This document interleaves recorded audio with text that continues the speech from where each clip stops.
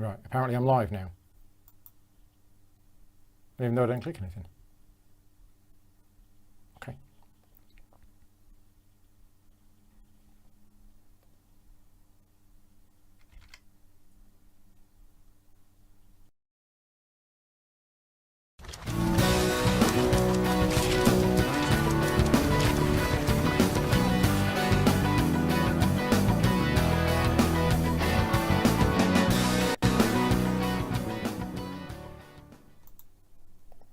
Right. Hello, everybody. Let me know if you can hear me and see me okay. I think everything is working fine now. Vicky's in the room with me. She'll let me know. Thumbs up. Thank you very much for joining me on this Wednesday evening, early, late afternoon, whatever time it is, wherever you are. Yeah, thank you very much for joining me. So this is my monthly live Q&A, which is supported through my Patreon campaign. Thank you very much to all of my Patreon supporters that help fund the channel and make these things possible. Do these things once a month, last Wednesday of the month, and I've taken loads of questions in advance. So the way this is going to be working is I am first going to go through all of the questions that I've been asked in advance. Then I'm going to look to the chat. So if you do have any questions for me, please don't answer them just yet in the chat unless you need to go. If you can only stay for the first half hour, put them in there. Vicky will make a note of them. But otherwise, if you're going to stick around, please hang fire until later on with your questions, and we'll go to the live questions later on. So yeah, thank you very much for joining me. Off we go then. So first of all, on my Board Game Geek Guild, make sure you join the guild, guild number 2258. If you need help joining, please let me know, but basically it's a guild. You need to go on there, join, subscribe. There's lots of interesting discussions going on there. I say lots, there's a few. And all sorts of things to get involved in. But one thing I do before my live Q&As, I post a thread on there for people to put questions in advance. So the first question is, this is from Chris Stanton, good friend of mine who I've known for a long, long time. How is my dad doing, and have I been able to see him during lockdown? So I think my dad's doing fine. He's now living up in, is it Durham? Durham, yeah, he's living up in Durham. So, excuse me, the plan for him to move down here so that he was nearer to me, because my dad's not getting any younger, failed, and my dad has now got a new partner and he's moved up to Durham. So he's doing fine. He's trying to sell his house in Blackpool. He's got a new place which he's been doing up. So what he's been doing during lockdown is basically doing that up a lot. Have we seen him during lockdown? We haven't seen him for a long time, actually. We do use, Skype to chat to him, but other than that, yeah, he seems to be doing fine. Morton wants to know, when is Vicky going to stop being camera shy and join us on screen for some 1v1? She's shaking her head. So Vicky won't be on camera, doesn't want to be even heard on video. So that's not something that's going to happen. I have tried persuading her by saying, look at all these other YouTube channels where it's a couple playing games and it's really good, and nah, not working. So yeah, that's not going to happen anytime soon. Williams has a follow-up to a previous Mage Knight question. Would I have preferred to do a ground-up rewrite of the rules when working on the rulebook for the Ultimate Edition? I'm not sure about that, because we got given the job to update the rules within certain restrictions. We were given a timescale, we were given a budget, and the objective was to basically keep the same structure and the same rulebook as it was before, but to update it with all of the new stuff so that everything was in one place. That was the job we got given to do. Would I have preferred to scrap that and do a ground up rewrite? For me, no. I wouldn't have done, even if given the choice, because I personally believe that the Mage Knight rulebooks, the walkthrough plus the rulebook are pretty good. I think the rulebook could probably be made better, but it's designed to be a reference guide. So, yeah, I'm not sure. Okay, so if there was unlimited budget and unlimited money and unlimited time, yes. Okay, but it's one of those things. I don't think it was probably worthwhile doing it. Christian wants to know, when we will see Lost Ruins of Arnak on my channel. Can you pass me that game over there? I should have planned this beforehand. There you go. So when are you going to see Lost Ruins of Arnak on the channel? Now. There it is, because this arrived today. This is a prototype of the game. It arrived today. Tomorrow morning, you can see it? It's green. It's green. Of course, yeah, it's green. Yeah, so this is You can see it mostly. Yeah, I got the green screen on, so yeah, you can see it. I'm filming tomorrow morning. I'm filming a video where I'm going to be playing through a game of it with one of the designers, Elwyn. It's Elwyn and his wife that's designed it, and I'm going to be playing through that tomorrow. That is going to be released. That video is going to be released over the Gen Con weekend. So I think it's being released at something like 2 o'clock in the morning on Saturday. So I'll be fast asleep. We're recording it in advance. So yes, there will be video coverage of this coming this weekend. If you want to see a sneak preview, I'm not even sure I'm allowed to do this. And I'll take out the Under Falling Sky stuff. But here you go. Stuff. There you go. You'll see more of it soon. And the new bits from Under Falling Skies, which arrived as well.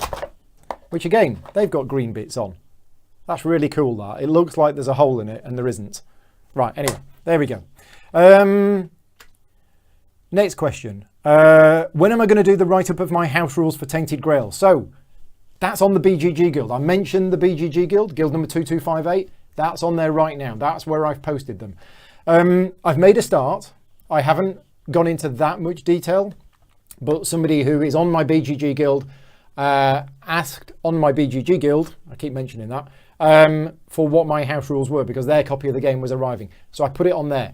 So there is a thread, guild number 2258. It has the house rules that we're using. Again, not all of them, but it has some of them.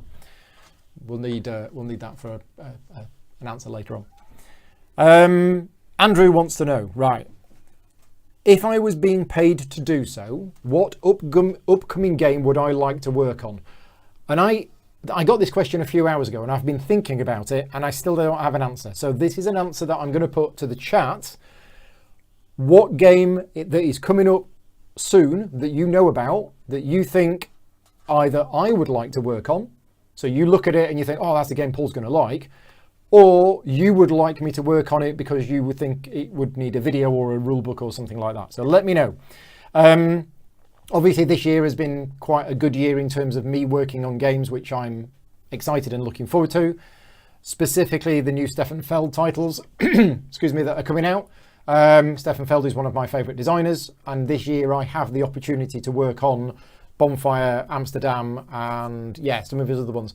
And the arrangement with Queen Games is that I'll be doing videos for his games for the next few years. That's the plan anyway. But of course, need the views. Make sure you watch them and make sure you click the little like symbols because that publishers see that. Publishers look at videos and see how many views they've got and see the comments, and they use that to determine, which content creators they want creating videos for them. I'd like to say that accuracy and thoroughness and all of that is the most important thing, but it's actually not. The views are more important. You can have a video with 20,000 views that makes loads of rule mistakes, and that's actually better for the publisher than a video with 2,000 views that's absolutely accurate. That's just how it is. Got something on my glasses. There we go. Right. Okay. So yeah, question for the chat. Vicky will put your answers in there. As I say, let me know what games are coming out that you think I would like, or that you think you would like me to work on. Paul Bryant from Games Law says, 4 pulls are sitting down to play. What do you choose? Well, obviously Lisboa, because that's what happened the last time. There were 4 pulls sat around my dining room table and we played Lisboa. And I think Paul won. Yeah, I think he did. Speaking of Paul Bryant from Games Law, Games Law always offer, every time I do a monthly live Q&A, a £25 voucher.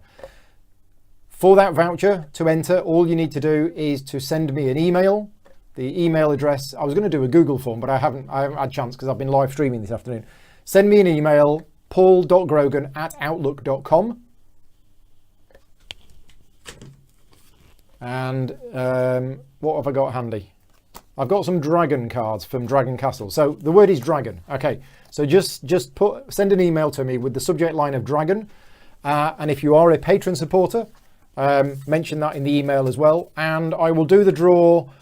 What day is it now? Wednesday. I'll probably do it on Friday. So if you're not watching this live, that's fine. If you're watching this before Friday, the 31st of July, you can still enter. Just send me an email, paul.grogan@outlook.com, with the subject dragon.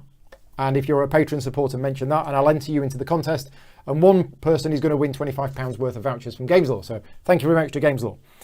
Oliver wants to know from Tabletop, Games blog, how was your virtual con, which is GridCon? When is the next event? So virtual GridCon was great. I'm sure I've talked about that before. I think I've talked about that before because it was, when was it? End of June. Yeah, I think I did. I can't remember actually. Anyway, yeah, it was tiring.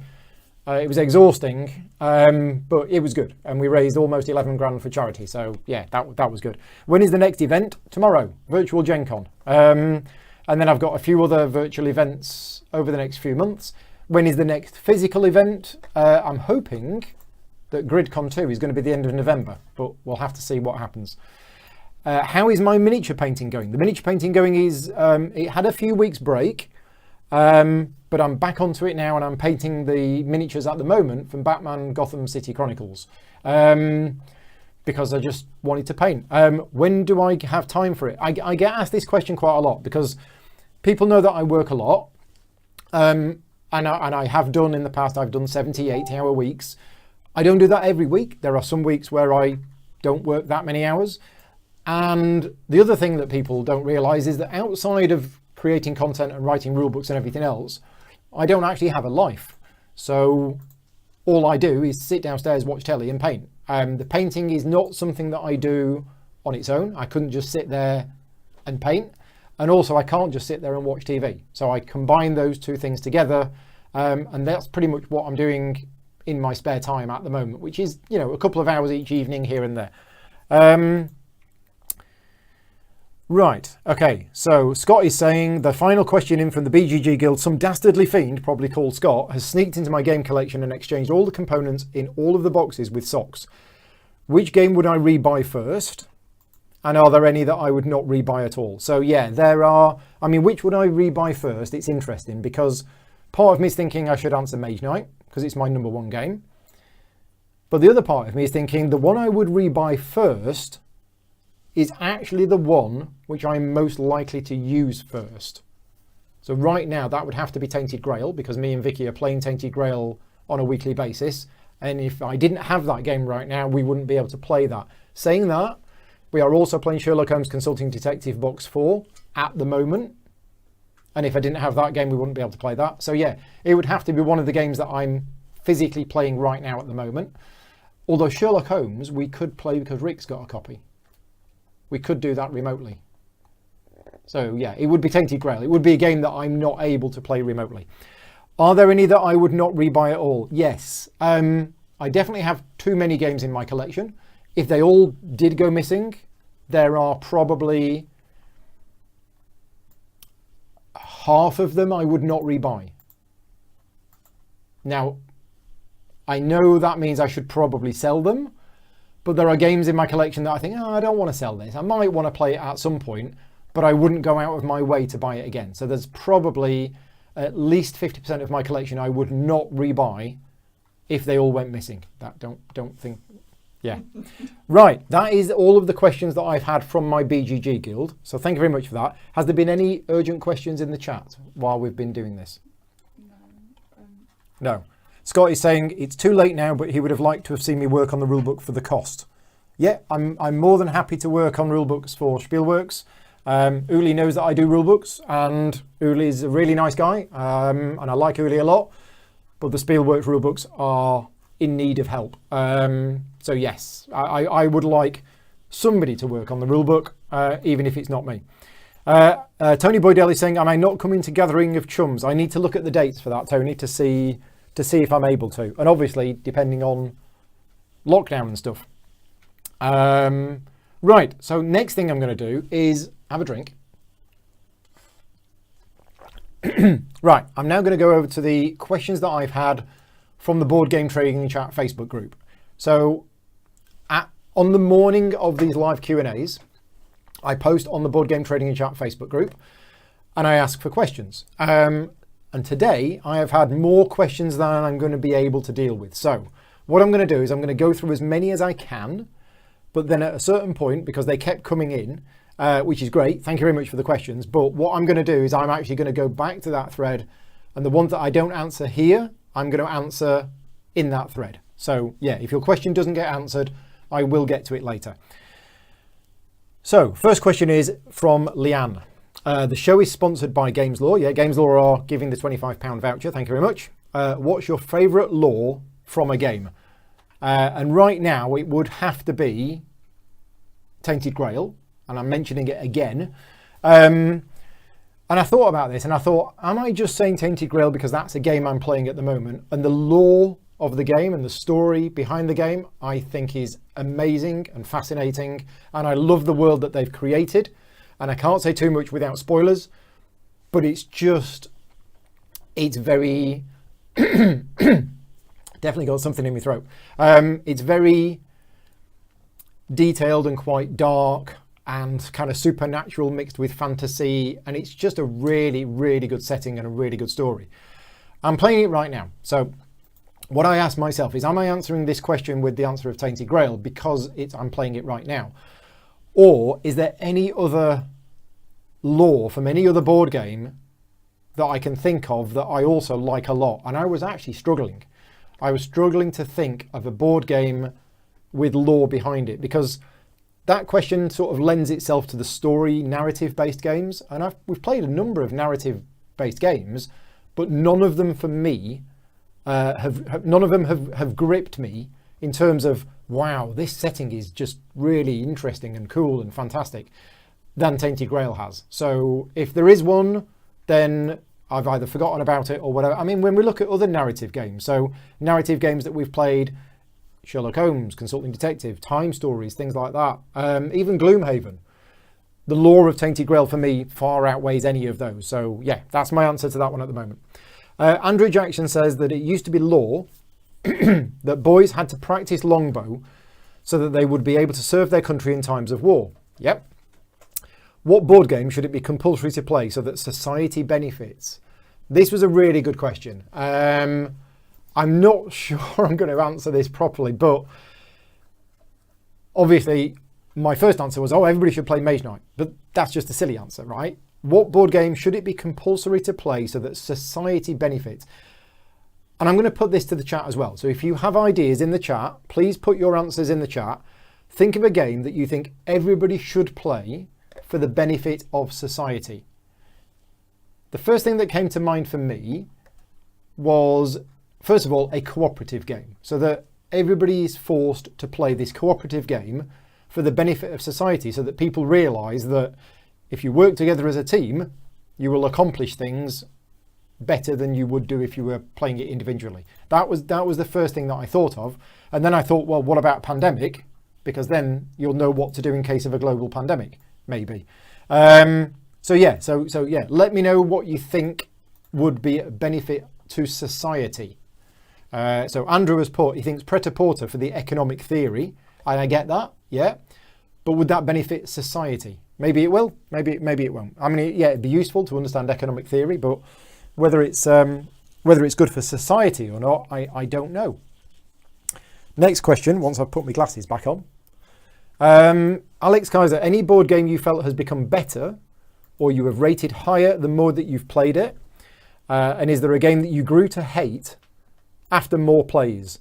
So yeah, there's a few of these. I mean, one game that I live streamed this afternoon, which is on the channel now if you want to watch it, is the Pathfinder Adventure card game.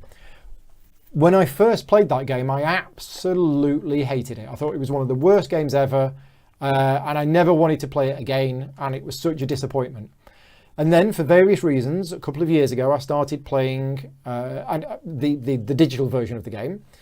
But then when the new version of the game came out last year, I thought, oh, I'm going to give this a go again. And I've been playing this game quite a bit. And as I say, I did a live stream of this afternoon. I think I've done about 6 live streams of this over the past 6 months or 9 months or something. And I'm really enjoying the game now. It still does have the flaws, some of the flaws that I spotted back then, but I'm just really enjoying the game more. It's got a lot of fiddly rules and there is a learning curve. And now that I've got over most of that learning curve, the game is more enjoyable to play.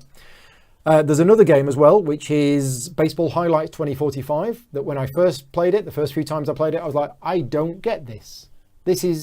What are people raving about? Why is this game good? This is just, I play a card, you play a card, I play a card, there's not much to it. I then started playing it a bit more, and the more I played it, I started realising some of the subtleties and some of the clever parts of the game, and I started enjoying it more. So they're two games that I definitely started liking more the more I played them. Games that I went off, one of them is Race Formula 90, which is a Formula 1 racing game. And I've been really trying to find a decent Formula 1 racing game. And Race Formula 90 I thought was going to be the game. And it's not that I went... Well, I did go off it after more plays, but it wasn't good at the start. But I thought if I put more and more effort into this game and learning this game, I will eventually get there. And after about 4 or 5 plays... the problems that I had with the game were still there. The rules were still not clear, and yeah, it just didn't work. So eventually, I just stopped playing that. And another game, and this might be an unpopular opinion, but something like Scythe, and I'm not going to say I've played it enough that I hate it, but one of the things about Scythe is that when I first saw it and I first played it, I was like, wow, this is amazing. This is so cool. I love the setting. I love the core mechanisms of the game. I love the way that it works. I love gathering resources, and I really, really like this. And then the more and more I played it, and I say I've not played it anywhere as much as other people, but I know this is one of the things that people have said about it, is that, well, it actually just becomes a bit formulaic. Once you've played it a whole bunch of times, it's like, okay, on turn 1 I move that and I do that. And then on turn 2 I do that and I do that. And then on turn 3 I do that and I do that. I don't want to play games where the first few moves are kind of, this is what you do. So yeah, I kind of went off that a bit. Right, going back to the previous questions, games that people think should be compulsory to play. Spirit Island. Yeah, I mean, I did say a cooperative game, and that's my favourite cooperative game, but I don't think everybody should be forced to play Spirit Island. Power Grid. Interesting, yeah. Maths. Broom Service, says Tony Boydell. I've not played Broom Service. So yeah, I'm interested to see why. Scott is saying Freedom on the Underground Railroad. Yeah, that's a good choice. Hare and Tortoise. And CO2 Second Chance. CO2 Second Chance, I can see why. Yeah, that's actually a good one. Because it's about, pollution and things like that. Okay, cool. Good answers. Michelle wants to know that if I won £25 worth of vouchers from Games Law, what would I buy with it? For the sake of clarity, excluding postage and package. So I'm glad that you said what would you buy with it rather than what game would you buy with it, because I'm in the fortunate position where, because of the nature of my work, I get a lot of games coming in, and it is quite rare these days that I actually go out and, buy games that I want. Partly because I don't have the time to play, all of the games that I've got, and with all the games coming in all of the time, it's like, so I've put sleeves down, which might sound a silly answer, but you said I've got £25 worth of vouchers. What would I buy with it? I'd buy sleeves. Rather than buying any more games, I would just buy sleeves to sleeve some of the games that I already have. There you go. Aqua wants to know, what's your favourite mechanism from within a game that isn't a brand name, like worker placement? They're saying, excuse me, they're saying that theirs would be the order placement mechanism in Forbidden Stars. I've played Forbidden Stars once, can't quite remember it that much, but lots of games that I have, I thought about this question. Lots of games that I have played recently, there's a bit of the game where I go, oh, that was really good. Oh, and that's a really good bit. So I see what you're saying, a small bit of a bigger game. So the scoring for the tracks on Coimbra, the way that was done, which was also then done in Chocolate Factory as well. And when I spoke to Matthew Dunstan about Chocolate Factory, he said, oh yeah, we borrowed that from Coimbra. But one of the problems that some games have is if you have a track, okay, and at the end of the game, the player who is ahead on that track will get, 10 points. And then the player in second will get 6 points, whatever. It doesn't take into account the distance between the two counters, okay? So you can have one player racing ahead, and then the other players will say, well, they're racing ahead. There's no point trying to catch up to them. And what they do is so you have one person racing ahead, another person who just goes up here, and then they get second place. And this person's all the way up here. So what Coimbra did is said, in order to get, and I think this was maybe in the 2-player rules, but it said in order to get the second place points, you need to be within a certain number of spaces of the first player. And it was just a really clever way of sort of solving that track problem. Other things that I've liked, the Pathfinder Adventure card game, which I've mentioned already today, but the way that the Pathfinder Adventure card game deals with the card playing, you have an ability called Reveal, where you literally say, here it is. So when you want to attack somebody with a sword, if the sword is in your hand, you reveal it and you say, there you go, there's the sword. You attack somebody with it and you put it back in your hand, which makes complete sense because it's a sword. You hit somebody with it, you don't lose it or drop it. It has abilities to reload. You put cards on top of the deck. You can put cards on the bottom of the deck. It has cards that you discard and then you heal them to take them out of there and put them back in your deck. It's just really good. There's lots of different, it's all about card and deck manipulation and stuff like that. And that's really cool. And there's also lots and lots of little other mechanisms that I've mentioned. I recently played Stefan Feld's new game, Bonfire, which I'm going to be doing a video of at some point in the next few weeks, I think. But one of the core mechanisms in Bonfire is that you take one of these tiles from an area and you take it and you put it into your play area and you attach it to other tiles. And then based on the colours and the orientation, that gives you a certain number of action tokens. So you've got this little puzzle that you're trying to complete yourself, and which tile you take and where you put it, that actually gives you certain action tokens that you then need. And I just thought that was really cool. Vicky's just walked out of the room. I'm not sure why. Technical issues. Okay.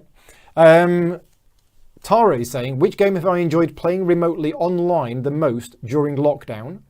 And what would I recommend to those entering the online tabletop world? So to be honest, obviously since lockdown, I was doing a lot of live streaming beforehand, but since lockdown, I have doubled or tripled the amount of live streaming I've been doing. I've enjoyed most of them, right? Most of the games that I've played online, I've enjoyed. Some of them I've enjoyed more than others for different reasons. But I've enjoyed everything from, fairly complex, heavy games that we've played right through to playing games like Just One. Just One is a fantastic game anyway.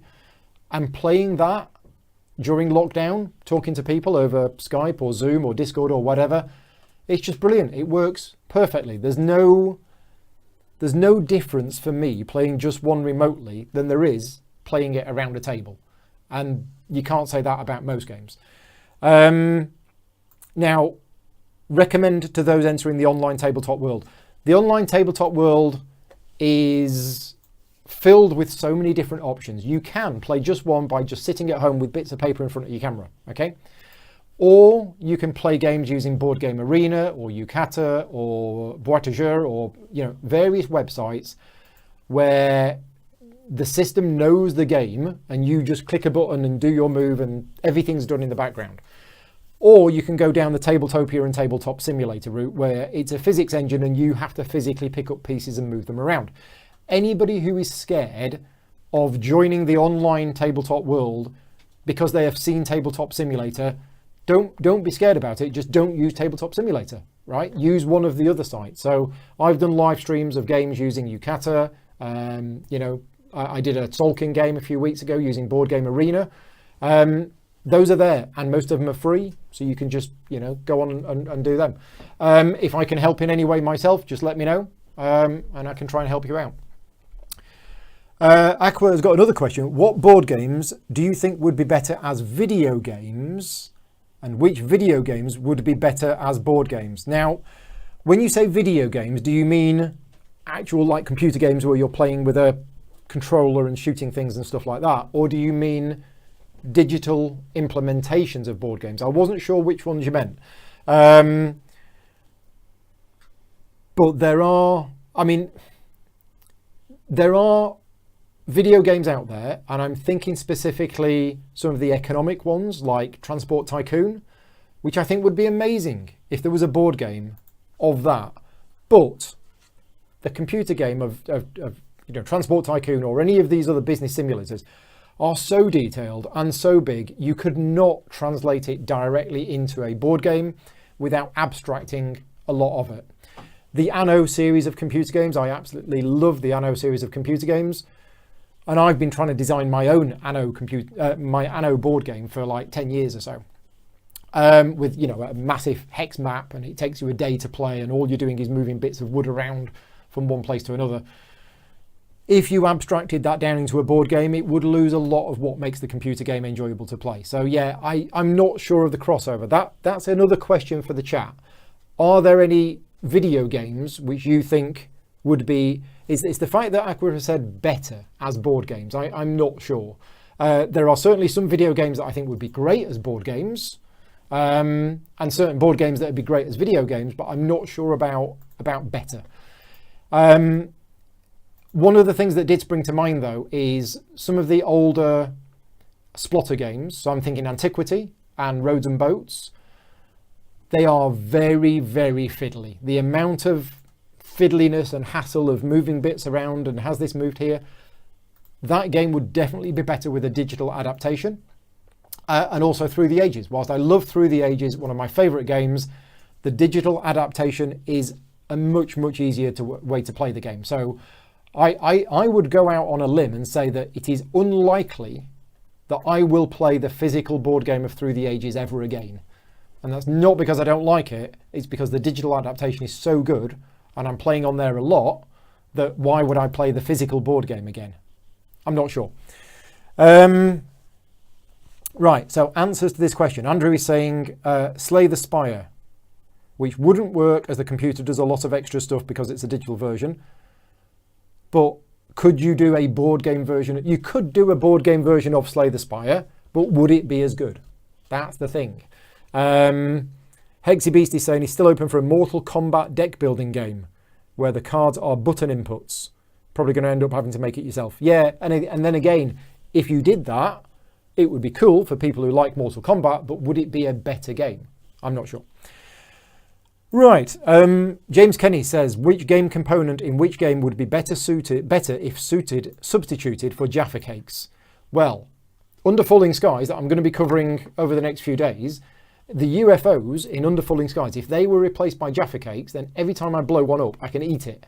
And then that would be good. So definitely that one. What time are we at? 17:37. Right, let's have a quick break. Tell everybody about the contest. Thank you very much if you're bearing with us. Hope you're enjoying it.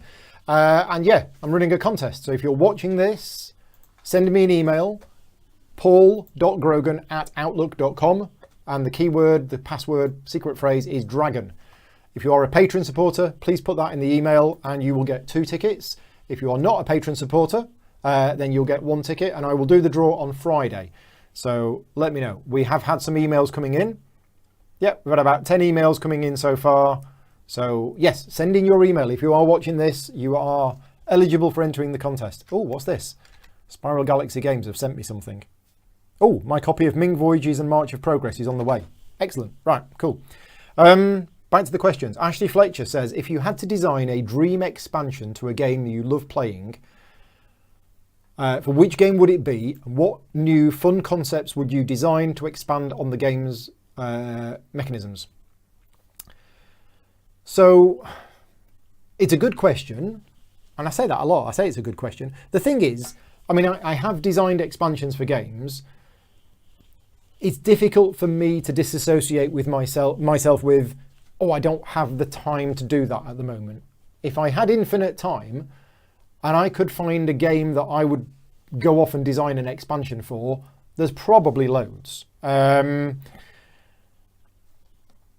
You know, I mean, yeah, something like Tainted Grail. If I was to design an expansion for Tainted Grail, that would be cool. It would take ages.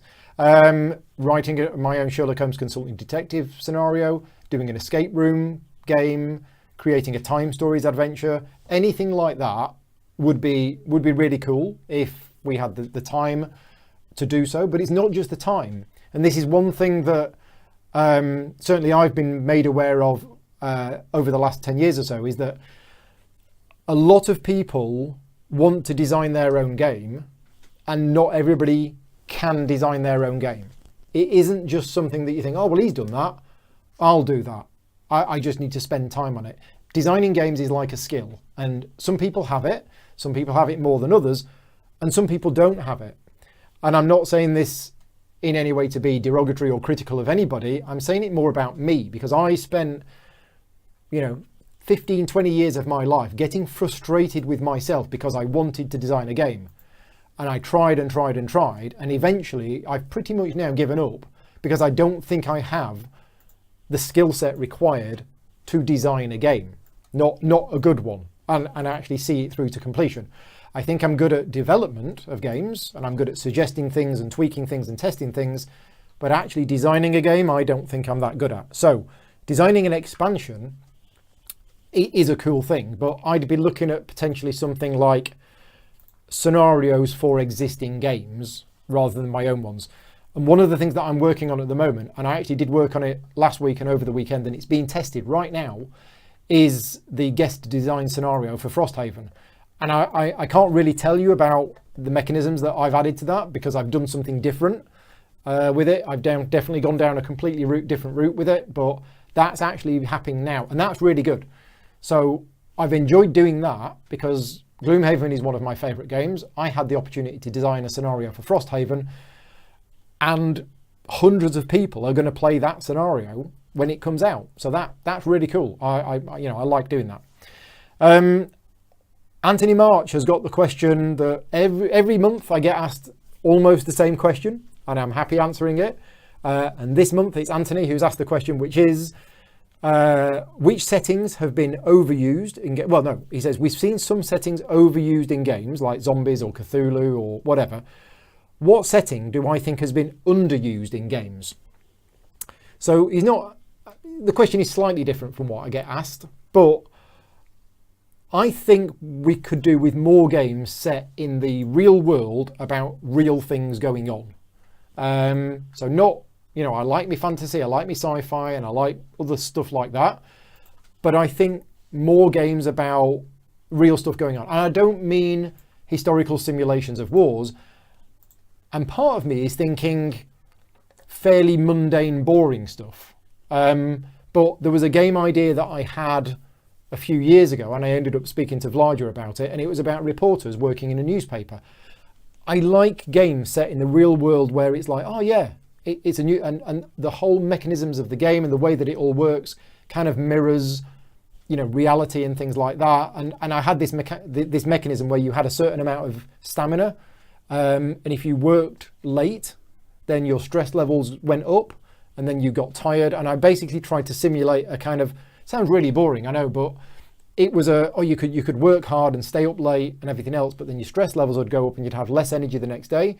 But then you can buy a coffee and that gives you an extra energy cube and things like this. So yeah, something like that, something in a real world setting. Maybe those games are a bit boring and people wouldn't like them. Same question, but for mechanisms. And this is the other one I get asked a lot. Which mechanisms are overused? Which ones are underused? I don't know. I can't think that there is a mechanism which is underused because there's so many games coming out all of the time, and there's so many mechanisms in games that you see all of the time. I can't think of one offhand which I would say is underused, because they are all underused. Again, another question for the chat. If you're watching this live, what do you think is an underused game mechanism in games? And don't say worker placement or something like that, because you want to see more of it. Find a game mechanism which isn't used very much and could be used more. Yeah, pop those answers in the chat and I will see them in a bit.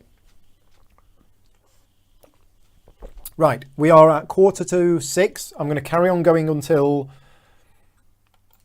Well, I'm going to carry on going for another 5 or 10 minutes or so with these questions that I've had in advance, and then I'll go to the live chat. So, next question is from Matt Charlton and Stephen Price. How is the Batman Gotham City Chronicles rulebook? Have I finished it, and how is it going? It was finished. It was a 5-minute job. We just basically looked at the existing rulebook, put it into a shredder, mixed everything up, and then stuck it back together with super glue, and then that's it. The next stage is to scan it in and send it back to the publisher. So yeah, it'll be done by tomorrow. No, not quite. It's going. It's going to be a while, and we are literally throwing it away and starting again. We will be copying and pasting some of the text in, but we are completely changing the entire structure of the whole rulebook. So Howard says, do you have a gaming experience that really stands out? Like one time that everyone was in hysterics, or a time somebody knocked the board at a critical moment and was banished from the game, banished from the table forever. If my memory was better, probably yes. Now, I've had some bad experiences. I've definitely had some bad experiences. But I've also had a number of good experiences. And if my memory was better, I would be able to remember them better. There's definitely been some memorable moments that certainly we've had in some of the narrative games. So the Time Stories games that we've played, some of those have had very memorable moments in them. One of the Sherlock Holmes consulting detective cases that we played, I mean, me and Vic have played 30 of those together, 25, 30 of those together, but there was one that stands out, and I can't discuss it in much detail because of spoilers, but if you have played it, I think it's from the red box. Yeah, I think it's from the red box, and it's the case where at the start of the case, you are outside 221B Baker Street, and there is a newspaper. There's a newspaper clipping. If you have played that one, please drop me a message if you're a Patreon supporter on Slack or whatever, because that's the case in which it happened. Very, very big memorable moment. We've had a lot of those in as I say, it's more the puzzle games, it's more the escape room style games where we work something out and we have this, light bulb moment. They've been very memorable. There've been memorable moments in board games as well, but they're harder for me to remember.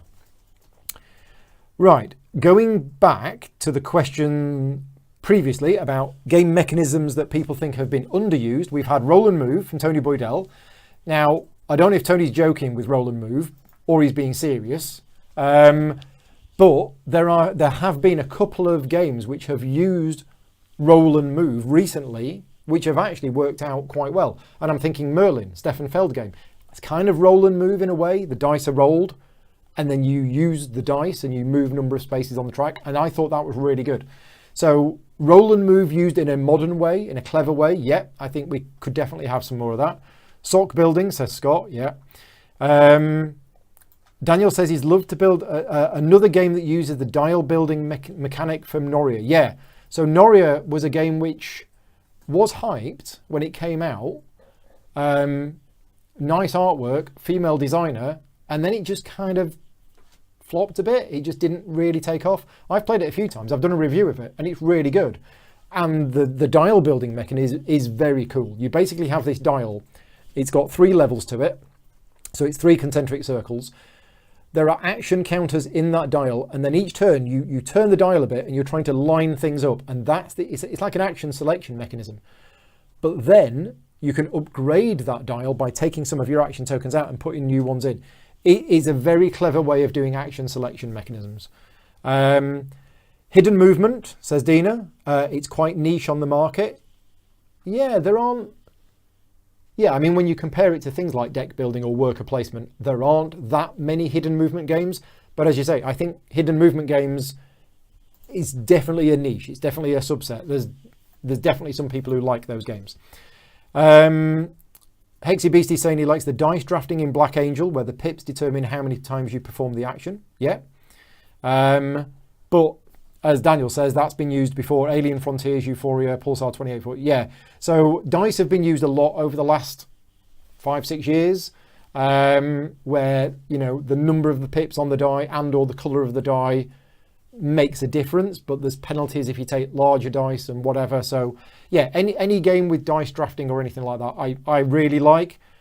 But I think dice drafting might now be an overused mechanic if we're talking about overused ones, because it was popular, but now everything seems to be using dice drafting. Okay, right, back to the other questions. Let me know if you want a biscuit if you get hungry. Oh, is that the text that I shouldn't read out? Okay. Red text don't read out. Okay, right. Yeah, go on, can I have a biscuit? Right, Vicky's going to go downstairs and get a biscuit. If anybody else wants a biscuit, put a message in the chat and we'll send one through to you. Right, Oliver says, if I was to do a video about my top 5 most hated game mechanics or game mechanisms, what would they be briefly? Right, so things I don't like in games. Blind bidding. I hate the fact that I could, I'm trying to work it out. Oh, what should I bid? Oh, I'll bid 12. And then somebody else bid 3 and I win it and I got it for 12 when I could have got it for 4. I just hate that. Push your luck. I just don't like push your luck in games. I don't like the, I'm winning, or I'm going to win, or I'm going to get one more. Oh no, I've completely failed. These are really nice, these biscuits. If anybody on the Slack channel who wants the recipe for these biscuits, what are they called? Anzac biscuits. They are it's an Australian recipe, and they are made to celebrate Anzac Day, which is Australia and New Zealand Army Corps War Veterans, something. Anyway, Anzac biscuits, really nice. So Vicky will post the recipe to the Slack channel later on. Definitely got something in my throat. It's been getting worse for the last few months. Other things I don't like. Negotiation in games. I just don't like negotiation in games. I'm terrible at it. And I don't like, I can't really lie. It makes me really uncomfortable. And I don't like my friends lying to me. I don't like that. And on the same lines of that, I don't like hidden traitor games. They just make me feel really uncomfortable and they flare up my anxiety. And it's like, I've played so many of those games in the past and now I just don't want to play those games because they're just not pleasant for me to play. And semi-cooperative as well. Semi-cooperative games I think should burn in a fire. Right, Barry Smith says, considering that it's only taken 10 years for legislation to be discussed and implemented from the first random microtransaction appearing in video games, which is loot boxes, why do I think that trading card games or collectible card games have been given a pass for more than 25 years and trading cards in general for over 100 years? So this is a really good question, but it's not one that I'm really able to answer. I am aware of what's going on. I am aware of loot boxes, but I'm not a console gamer. I'm not really a video gamer, so I don't do that, but I'm aware of loot boxes. And I'm also aware that there has been this legislation that has now classed them as gambling and therefore they're being banned, or I'm not sure. And you're right, CCGs potentially could be considered a form of gambling. You buy the pack, you don't know what you're going to get. So yeah, I don't know. It is a really interesting topic of discussion, but it's not one that I feel I know enough about. Adam Richards, have I heard anything about or investigated the possibility of using augmented reality for teaching and enforcing board game rules and scoring? Something where you can point the camera or at a game from setup, and through recognizing colors and pieces and spaces on the board, it can show you legal moves, illegal moves, tutorial on how to play, etc., etc. No. So I haven't heard anything about any of that. Of course, augmented reality is coming along, and I have seen a number of things over the last 12 months, but they are more cosmetic visual upgrades. I did see some kind of thing for role-playing games where you would you'd hold the phone over the table or something, and there'd be a dragon and it'd appear and it'd start breathing fire and stuff like this. Whereas what was physically on the table was just a tiny little box. But of course, the augmented reality was showing it as a dragon. So yeah, I don't know if anybody's developing such a thing. I think we are way off that. The closest thing we've got at the moment is Dized, which is the app, which it isn't anything like augmented reality, but it will show you the game and teach you how to play, and it's very much an interactive tutorial. Lee wants to know if I could tell people asking rules for one specific game to off, what would it be? I'd never do that. I do get a lot of people asking me rules questions for games which I have never played, do not have in my collection, yet they will reach out to me over Messenger at midnight and say, oh, Paul, can you help us with the rule for this? And I'm like, I don't know the rules for every game. If they reached out to me and said, Paul, I've got a Mage Knight question or a Through the Ages question, that's fine. But people do reach out to me and expect me to know the rules for every game, which is, a bit unusual. But no, I wouldn't ever tell anybody where to go. Martin is saying, during lockdown, have I experienced any new games or even tweaked rules to make them soloable? So yes, I have experienced a number of new games. In fact, lockdown for me, in some ways, hasn't actually changed what I do. It's changed how I do it, but it hasn't changed what I do. So over the last 4 months, I've still been getting new games and I've still been playing new games. In fact, I've probably been playing more new games because of discovering Tabletop Simulator and realizing, there's a game there that I want to play and we can now play it. which wouldn't have been possible before. For example, Dale of Merchants. I mean, it would have been possible. I'd have had to contact a friend, ask them to come round, who had a copy of it, etc., etc. But I'd heard Dale of Merchants was good. I saw that it was on Tabletop Simulator. I saw that it was an official digital implementation, so I had a chance to play it. On Saturday, I play tested a new game, a train game designed by a friend of mine in America, Travis. I wouldn't have had the opportunity to do that. So yeah, for me, lockdown has not affected the number of new games that I've been playing. In fact, if you've seen the amount of content that I've been putting out on my YouTube channel over the last 4 months, you'll see that it is more than normal. As far as solo modes, I have so many games that are playable solo. I haven't felt the need to start tweaking any existing game rules to make them soloable. If I wanted to play a solo game, I've got a choice of about, 40, 50 already. So yeah, it's not something that I would look at because I've already got access. For me now, and I'm the same opinion now with Rulebooks. So 15 years ago, or even possibly even 10 years ago, 10 to 15 years ago, if a game came out and I liked the look of it, but it had a terrible rulebook, but I thought, oh, this game could be great, I would put in the time and effort, I would learn the game, I'd read all the FAQs, I'd watch all the videos, and I'd really put in that effort to learn the game. Now, I don't bother because I haven't got the time. For me now, I want to spend my time being as productive as possible. So that means, as I say, if I wanted to play a solo game, I'm not going to go into the other room and go, oh, I'll grab this game. There isn't a solo mode. I'll make one, or I'll start tweaking it. I will just go and get a game that has a solo mode that I can just play. Right. Donald wants to know, so Gen Con Virtual is happening. Yes. What new releases am I interested in? And my honest answer to that is I have absolutely no idea what is coming out. And this is a similar question to the one that I get asked about regularly, which is what am I most looking forward to coming out soon? Because of the work that I'm doing in the industry and because of how busy I've been over the last few weeks, and because I'm working over the next 4 days at Gen Con, so all of my focus has been on that, I don't have a clue what's coming out. A lot of people are talking about the Fantasy Flight in-flight report.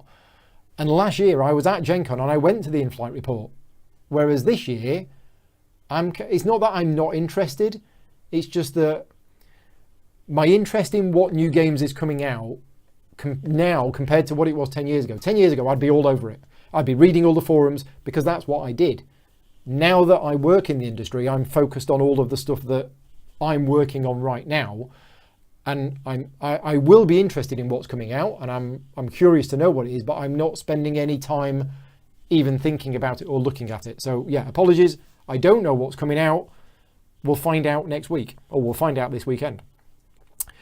Kelvin says he loves the film The Matrix. With news of the new film on the horizon, do I know if there are any board games in the works? And if I could make my own game, what game mechanics would you use? Mechanisms. So The Matrix is my #1 film of all time. It's 21 years old now, but I think it still is my #1 film of all time. Having watched it again last year and thinking, yeah, this is still fantastic. So if I was to make a board game of it, what game mechanisms would I use? I'd probably make it scenario based, and it would be a scenario where you go in and you have to do a certain thing and you have to get out.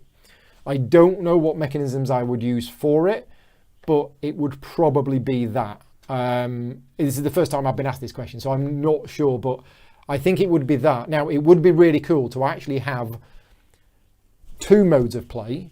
So one is in the real world where you're doing stuff, and then there's another one where you're going on missions. So it would probably be a campaign style game where you'd have management of this side of it, where you were hiding and people were trying to find you and stuff like that. And then you'd have the other one where you jack in and go and do the other one. James Watling says, what games would I prefer at 6 players?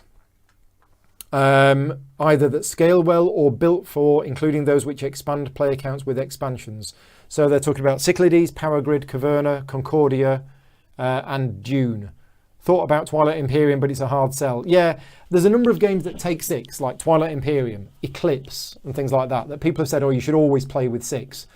I think I prefer those games at 4. As long as it's fair and balanced, then I think 4 would work well. Other games at 6. So Power Grid for me at 6, nah. I don't like Power Grid at 6. I prefer Power Grid at 4 or 5 for Power Grid. Caverna at 6, I think that works fine. I think Caverna scales really well, anything from like 2 to 7. So yeah, Caverna, good. Concordia as well. I think I would recommend Concordia because it's quick. There are a number of games that I would that take 6 that I would never really want to play at 6. One of the games that I got recently is Dragonfire, and that takes up to 6. But I just think it would be slower. Even I mentioned the Pathfinder Adventure card game, that takes up to 6. I don't think I'd want to play it with 6. I don't think that game would scale that well with 6 players. You'd have a lot more downtime. You wouldn't be as invested in other people's turns. Whereas Concordia, I think, works well because the turns are quick. You're taking micro turns. You're like, I'll do that, take a card, get some money, done. So yeah, games where there is definitely a low amount of downtime. So yeah, Brett is saying Keyflower for 6. Now, Keyflower is a very, very good game and it does take up to 6. The problem I have with Keyflower is seeing all of the buildings, and you have to see the buildings. You have to go, oh yeah, there's a building over there that I can go to that gets me 2 stone. And with 6 players, that's information overload for me. There was too much on the table for going on, but it does scale well. That is a game definitely which does work between 2 and 6. So yeah, other answers in the chat. What games do you recommend at 6 players? James Birch says, what's your view on the recent changes to the D&D universe to make it more inclusive? Again, I've been aware of these. I've seen that Magic the Gathering has recently banned a load of old cards, or is changing the artwork for them. And when you look at those, I'm thinking, what, really? And when you look at those cards and you see what they represent, you think, yeah. Now, yeah, obviously with the Black Lives Matters movement going on at the moment, I'm all for inclusivity. I'm all for, stamping out racism and everything else. And yeah, when you see some of this stuff, you think, how did this ever get approved in the first place? It's quite shocking to see some of the stuff that's out there. So yeah, I'm all for the change. Now, I'm not fully aware of the changes because I don't play Magic and I don't play D&D, but I have been aware that there have been some changes going on. There's some things where, and don't hate me for this, but changing the artwork on a card where there's a black person in chains being sold off as a slave is wrong, right? And that's definitely wrong. But a card that says destroy all black creatures, when there's another one that says destroy all red creatures and destroy all white creatures, I don't know. This is the thing. If there is a card which says destroy all white creatures, destroy all blue creatures, destroy all green creatures, and there's one that says destroy all black creatures, I don't have a problem with that card because it's just one card and there's cards for all of the colours and they all do the same thing. But I know that there are some people who don't like the fact that it says destroy all black creatures. Whereas I'm seeing that not from a thematic point of view, but because it's destroying all cards that are the colour black. And as long as there are cards which affect other colours in the same way, then I don't have a problem with that. I don't know. This is just my guess as to what's going on without actually looking too much into the details. Graham Parton says that there is the Spiel des Jahres, Games Expo Awards, BGG Top 10 ratings, and etc. etc. What's your feeling on how useful these are to flag really good games? And Graham is saying, he's saying this because a game that he has, which has won such an award, he thinks is pretty naff. What changes would I make to make them better? So I do have my own opinion on these awards. Over the years, there are many, many awards. There's the Spiel des Jahres, there's the Origins Awards, there's the Games Expo Awards, there's Dice Tower Awards. There's lots and lots of different awards from lots of different sources. Some content creators, like Dice Tower, they have their awards. Some of them are voted on by the jury, the Spiel des Jahres. Some of them are on BGG and everything else. The Games Expo ones and the Origins ones are nominated, and then there is a small jury that decides on who the winners are. Without upsetting anybody, there are definitely things that come out of those awards where I go, really? Even some of the nominations you think, oh, there's a game here that's been nominated. And I'm like, why has that game been nominated? Everybody I know who's played that game said it isn't a very good game. The ratings for that game on BGG are, this isn't a very good game.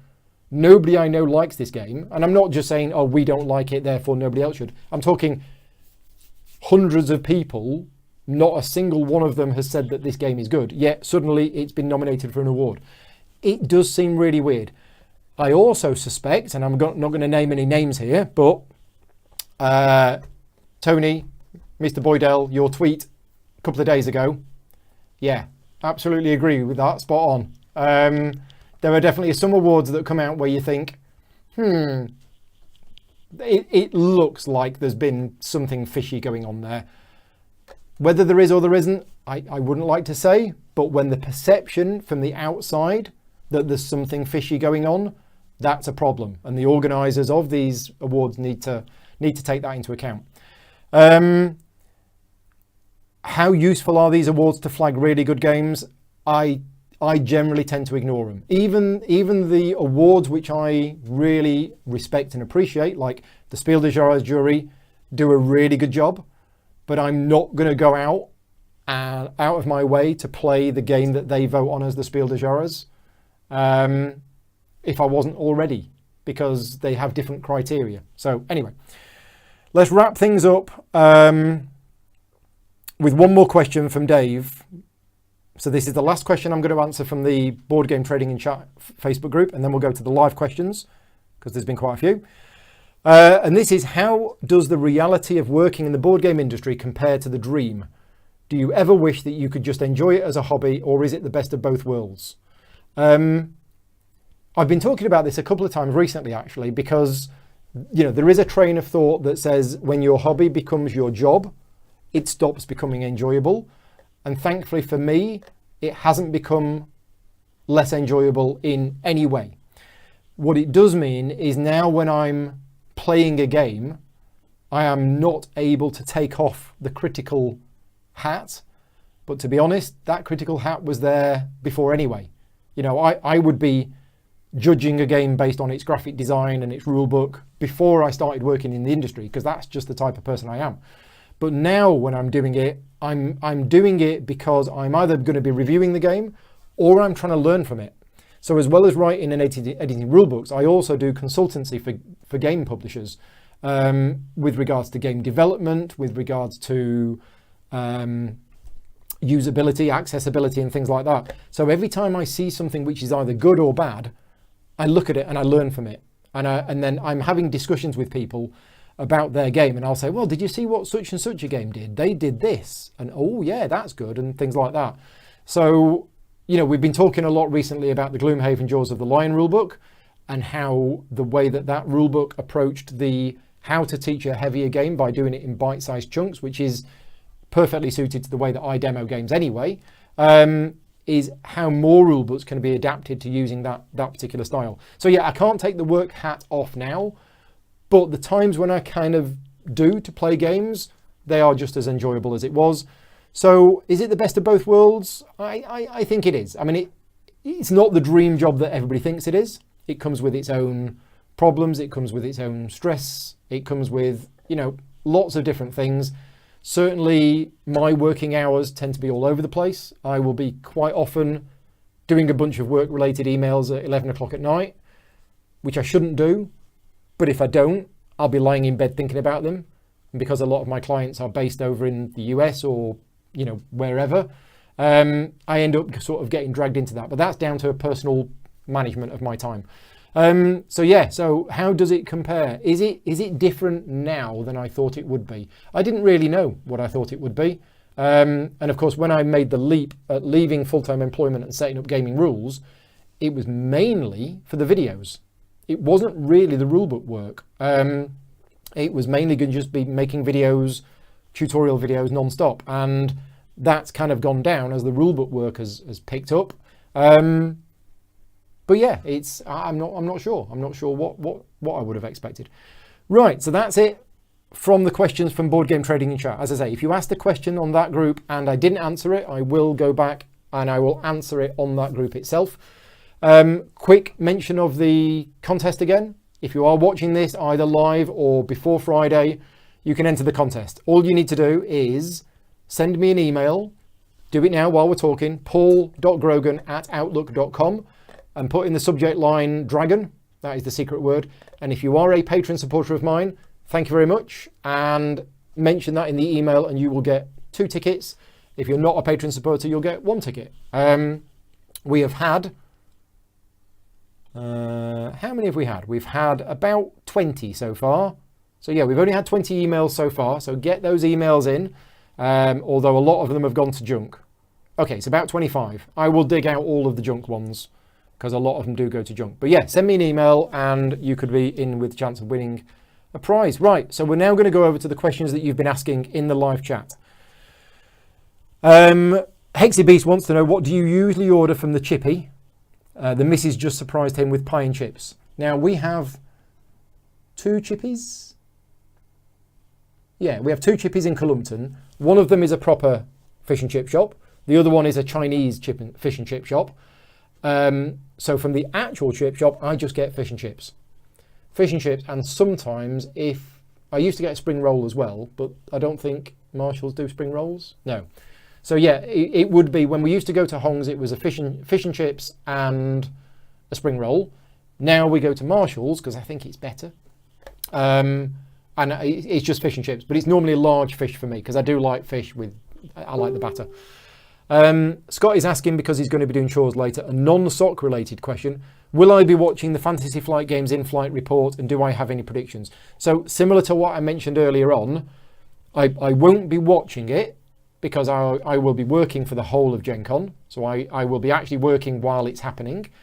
Do I have any predictions? No. And as I mentioned earlier on, I have spent literally 0% of my brain energy thinking about what they could have coming out. It's not that I'm not interested. It's just that I've got other things going on. Stefan wants to know, if I become a multimillionaire tomorrow, what board game company would you buy? Oh, that's a good question. What board game company would I buy? So there's 2 things here. There's a board game company that I think is doing really well and making really good games, and I would literally just buy it in order to say that I own it. I don't know.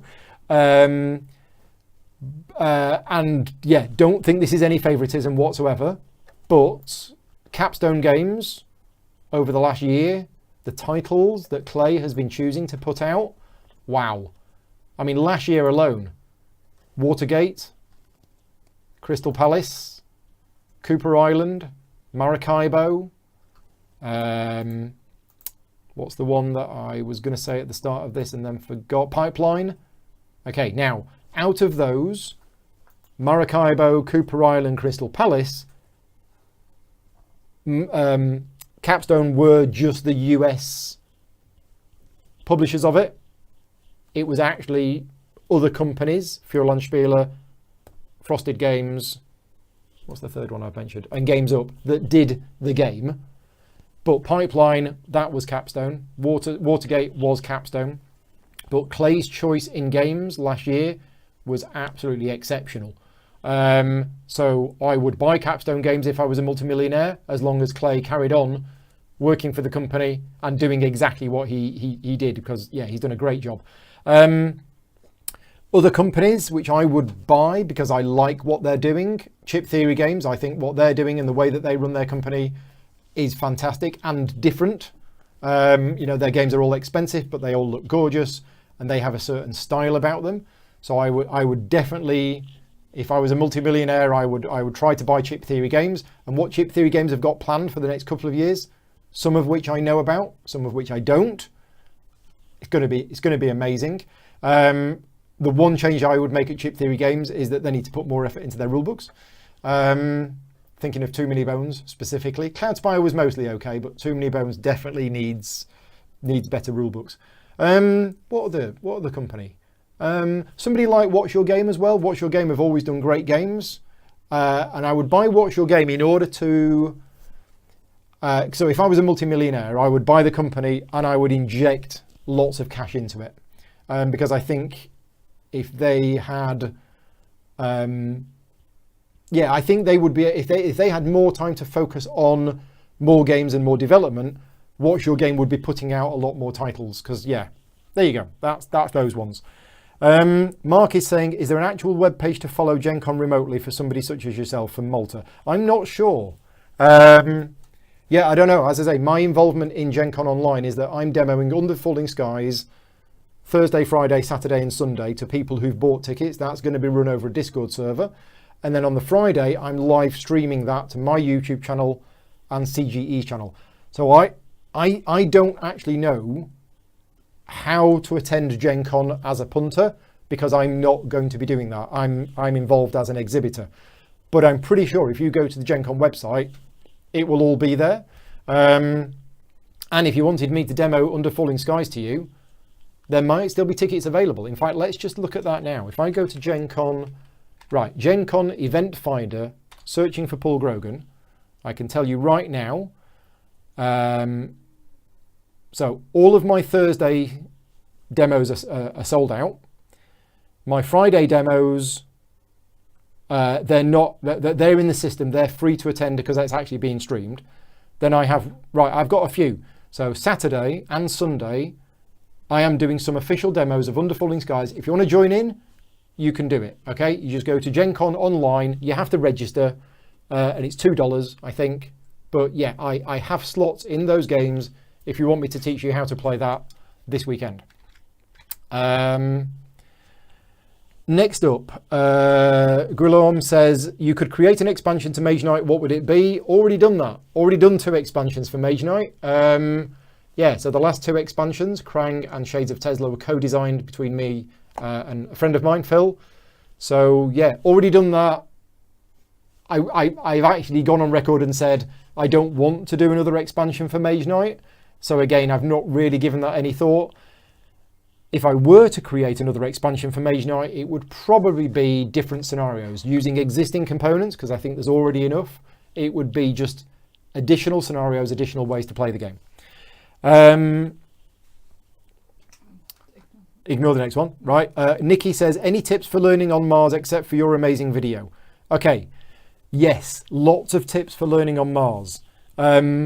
Not just watch the video, but, and this is my tip for any heavy game, whether you're playing it, certainly some people like to play the game and they like to solo it first to learn it. Personally, that doesn't work for me. I don't think, this is just my opinion, but I don't think playing the solo game of On Mars is the best way to learn it, because the solo game adds an extra layer of complexity. You have to know the game, and then you have to understand how the solo mode works. I think the best way of learning to play on Mars is with 2 players, possibly 3 if you need to, but 2 to keep the playtime down, and just play. Literally just do stuff. The way that I demo games to people is go on one of those spaces. Rather than spending half an hour explaining what each of those spaces do, just go on a space. I'm going to go there. Right. Let's open the book. Let's see what that space does. Right, we've read the rules for that space. You've no idea whether it's good. You've no idea what anything's about. Literally, dive in, start playing the game, okay? It's a learning game. You are not really playing the game. You're not going to score. It doesn't matter. This is a time that you are spending learning how to play the game. So you've watched the video. I'd watch the video and maybe browse through the rulebook, but I don't think you need to read the rulebook from cover to cover. But set aside some time and sit there and, as I say, don't play the game, but learn the game by literally going through the motions, reading the book. What happens if I go there? And then, oh, right, we've both had a turn. What is it now? Oh, it's now the shuttle phase. Then read the shuttle phase, okay? Do that for a few hours. Experiment. Do different bits. Just experiment. Just play around with it. And then pack it away.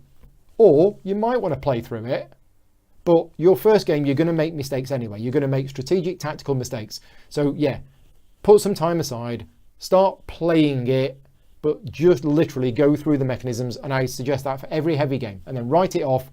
And by the end of that, you've learned how to play. What I think is the worst way to play a game is the people who say, right, we're now going to play on Mars. We're going to read through the rulebook twice. We're going to watch the video twice. And now we're going to play the game for the first time. And we're going to agonize about every decision we make because we don't understand how the game works. And we're going to take 6 hours to play a 2-player game. I don't think personally that's the best way of learning a game. With people being competitive in game 1, it's like, really? You know, I can understand people who want to be sort of competitive from game 1, but when your whole point is just to learn the game, yeah, I don't think you need to. Adam is saying, what game would you like to see made into a legacy game? Ooh! Now this is probably the last question, maybe the last question I'm going to ask today. What game would you like to see made into a legacy game? Oh, there's so many. Rather than legacy, I'm going to say campaign game, okay? Because for me, both of them are similar. In other words, where there is an evolving narrative, you play over a series of games and the world changes based on what you do. Whether that is a campaign game like Arkham Horror, or whether it's a legacy game where you physically alter components, doesn't matter to me. But what game have I got that I think would be better, or would I want to see turned into? Oh, there's loads. Let me just load up my collection right now. It's only 600, so it won't take a long time to go through it all. I mean, it could be all sorts. It really could. Good question for the chat. If you're watching this live, put in the chat, what games have you got that you think could have a campaign stroke legacy mode? While I go through my list. Alien Frontiers? Possibly, possibly not.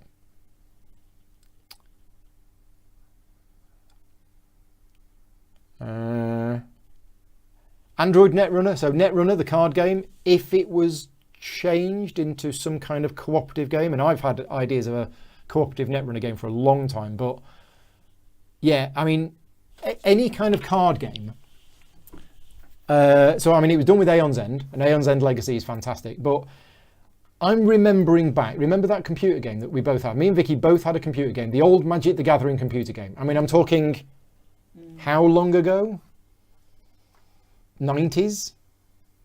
Yeah. It must have been 90s. So back in the 90s, there was a Magic the Gathering computer game where you were a wizard and you travelled around the land and you fought duels with other people and you won cards.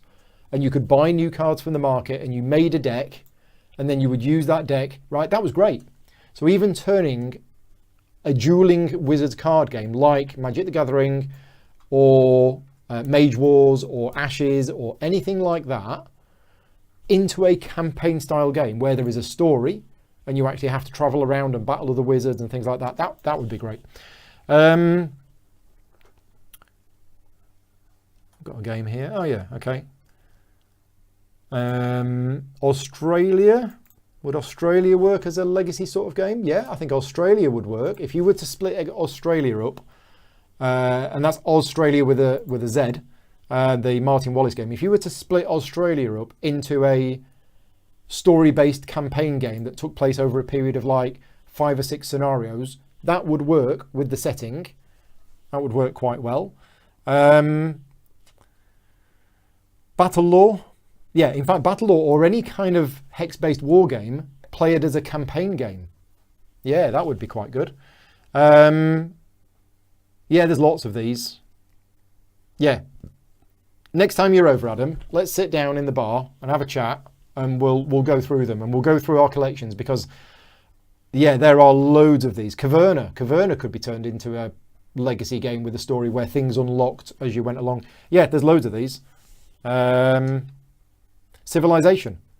Yeah, something like Civilization where you actually, rather than playing one game that took 3,000 years, split it up into like chapters or something like that. Cloudspire. Would Cloudspire work as a campaign game? Yeah, that probably would work as well. There's loads. I think the legacy format and the campaign game format has opened up so many possibilities of games that it's frightening and it's fantastic. Are we up to date with the live questions? We are. Right, that means I can put that screen on and actually see the questions. There you go. So what I used to do before Vicky joined me is I used to have all of the live questions on the screen and I would be seeing them. For the last hour and a half, I haven't been looking at the live chat and it's a little weird. Ticket to Ride, Robinson Crusoe. Robinson Crusoe does have a campaign. Yeah. Hexplore or First Martians. I've not played Hexplore it yet, but I've heard it's good. That Magic the Gathering was awesome. Chandelier. Yeah, that was it.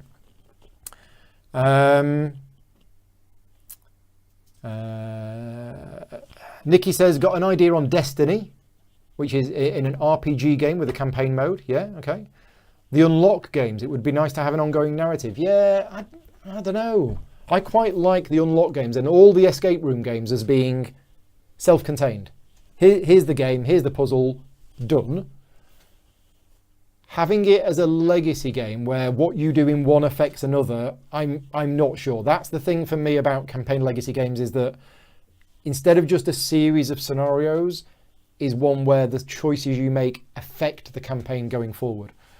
Yeah, Cloudspire is a campaign, says Caroline. I mean, there is a campaign in the game, but it is just a series of 4 scenarios. What you do in one, it doesn't really affect the other one.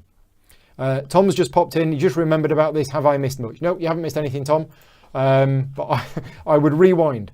Have I played any of the 18xx games? Yes, I've played a few. I played 1830. How long ago did I play 1830? Oh.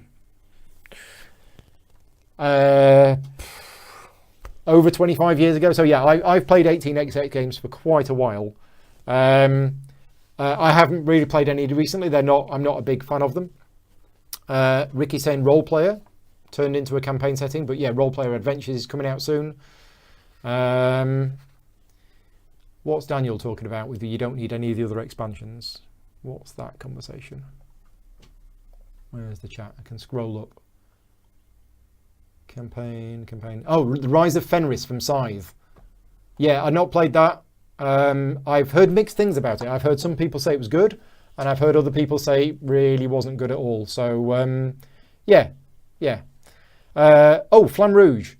Yeah, so Flamme Rouge was also mentioned earlier on in games that I recommend for 6 players, and I forgot to mention it. So thank you very much for that. Yeah, games that I recommend with 6 players, Flamme Rouge, definitely.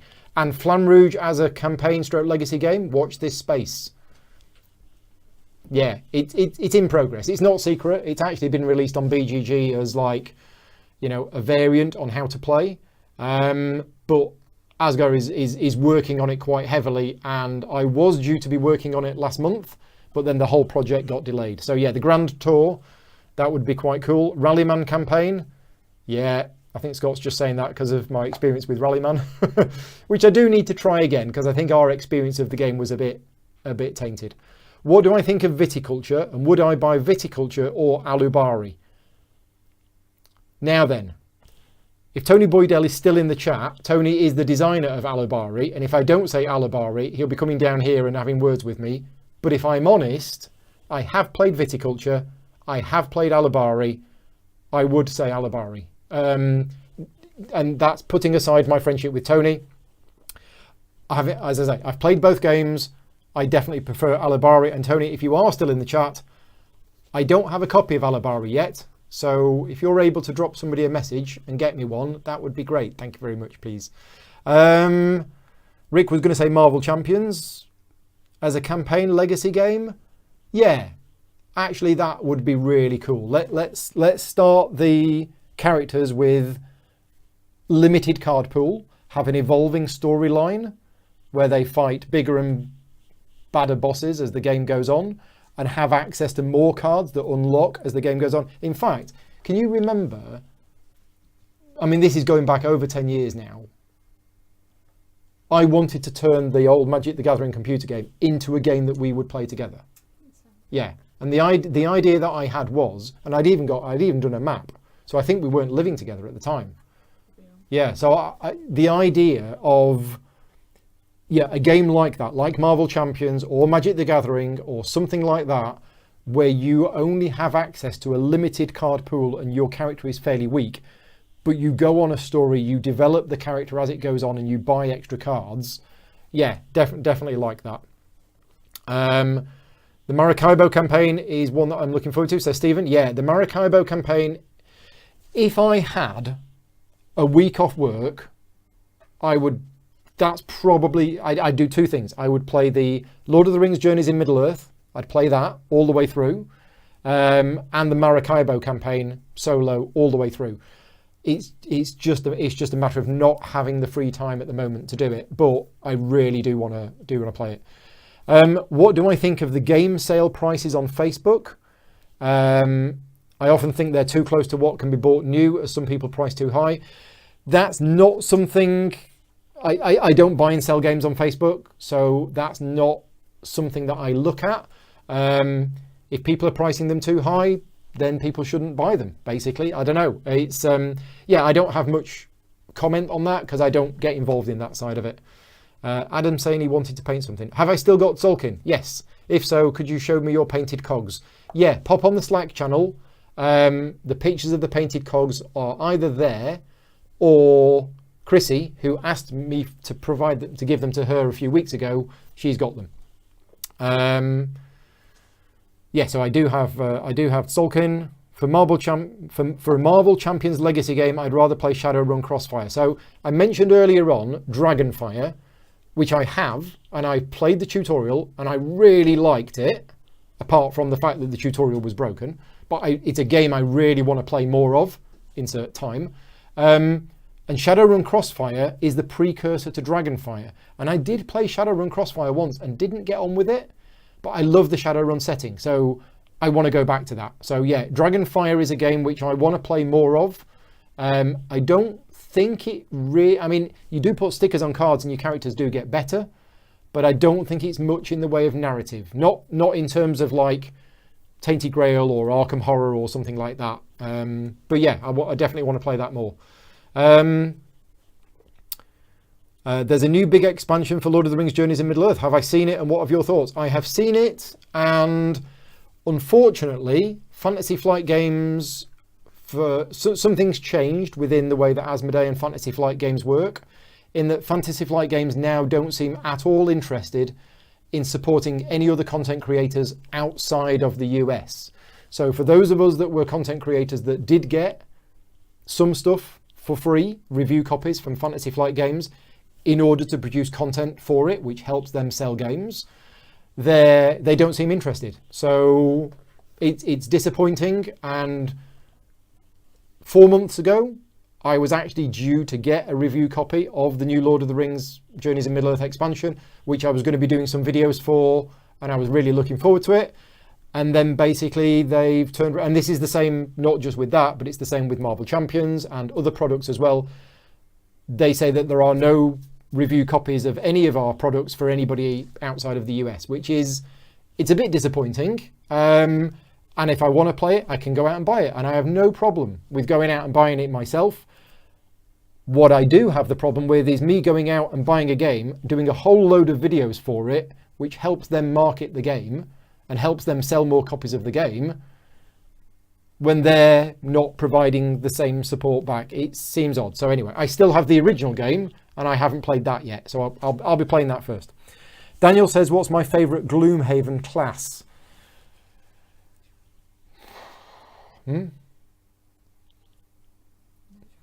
Yeah, I mean, the one I'm playing at the moment, I can't even say what it's called, because if I do, people spoiler me. The one with the circle and the moon thing, that's the one I'm playing at the moment. That's really cool. My first character was the Crag Heart.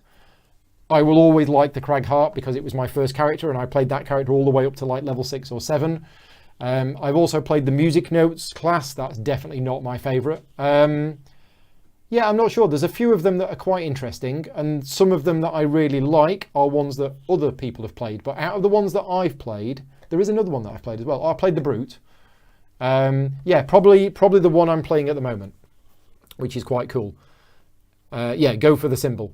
The game's been out a while and people recognise the name or they know. Yeah, unfortunately, Daniel, there are some people out there who still get very, very funny when I mention that, or you take a photo of a figure and people say, oh, spoilers, and you're like, yeah, it's 3 years old or 4 years old, whatever.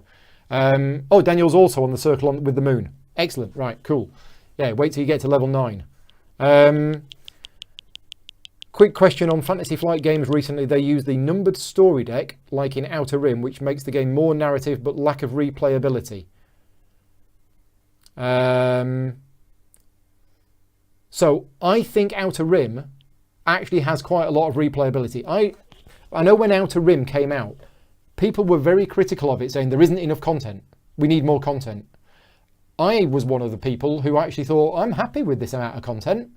And I get what you're saying is when you play it, you draw that card and it's the Kessel Run and you start reading the narrative and you're like, oh, it's a cool story. The second or third time you've played it, you just see the card and you go, skill check, skill check, skill check. That, in a way, I think is okay, right? I'm not going to enjoy the game any less the third time I see that card. The narrative for me in that game helps build the setting, but it isn't like a spoiler. It isn't like, I mean, what's that game I'm thinking of where once you have read the narrative, Seventh Continent. Seventh Continent for me, whilst I enjoyed the exploration part of the game, I personally believe that Seventh Continent was severely lacking in replayability. Once you have seen the hidden number on the rock at the bottom of the tree on location 12, you know it's there. The next time you play that game, oh look, there's a hidden rock there with the number 12 on it, right? So for me, lack of replayability. It used a push your luck mechanism for the cards, which also I didn't like. And I know there are people who are saying, oh, it's definitely replayable because the way the cards come out will change every time you play. No, that's not how it works. The replayability for me is the map layout was fixed, what was where was fixed, what was up the tree was fixed, the hidden numbers was fixed. So it's not quite like an escape room game, but I certainly wouldn't get, you know, the second time you play Seventh Continent, sure, different items are going to come out. Okay, so you're going to have a raft instead of a bivouac, and you're going to have a parachute instead of a rubber duck, whatever. But the core game, the map is still the same, the locations are still the same, and what's where is still the same. So that's there. But anyway, yeah, I thought the numbered story deck in Outer Rim, I really enjoy Outer Rim. My copy is with somebody else at the moment. They were due to send it me back 2 months ago, and I need to rate them. Oh, the Mind Thief was really cool in Gloomhaven. Yeah, the Mind Thief is very cool as well, what the Mind Thief can do.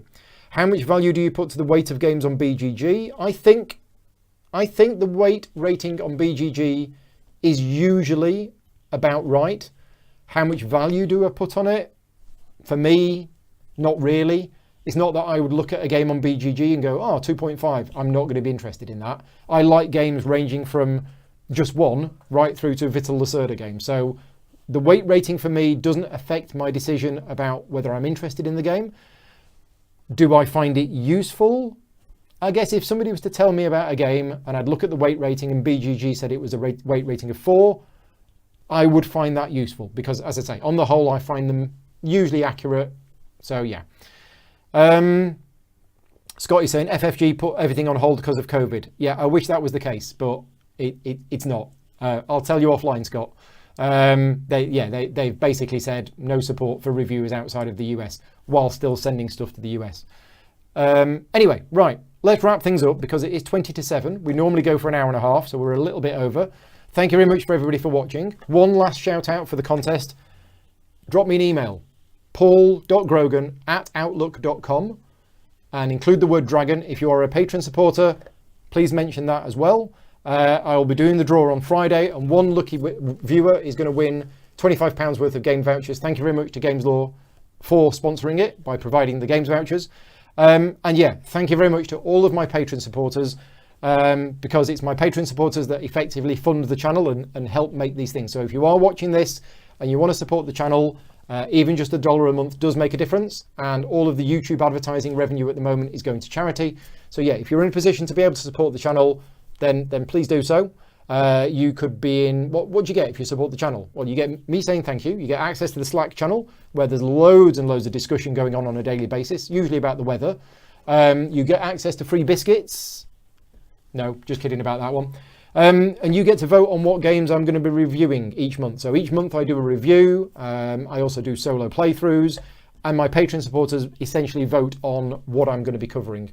And also I do a giveaway. I do a giveaway each month, and somebody can win a game. So yeah, that's everything. Thank you very much to everybody for watching. Thank you very much for all of your support. Daniel says he wants biscuits. Yeah, but Daniel's in America. His biscuits are different from our biscuits. We'll send you that recipe so you can make them. Yeah, thank you very much to everybody for watching. I will say goodbye now.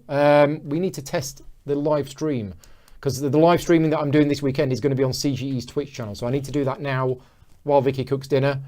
And then that's it. So yeah, thank you very much for watching. Take care, and I will see you all next time.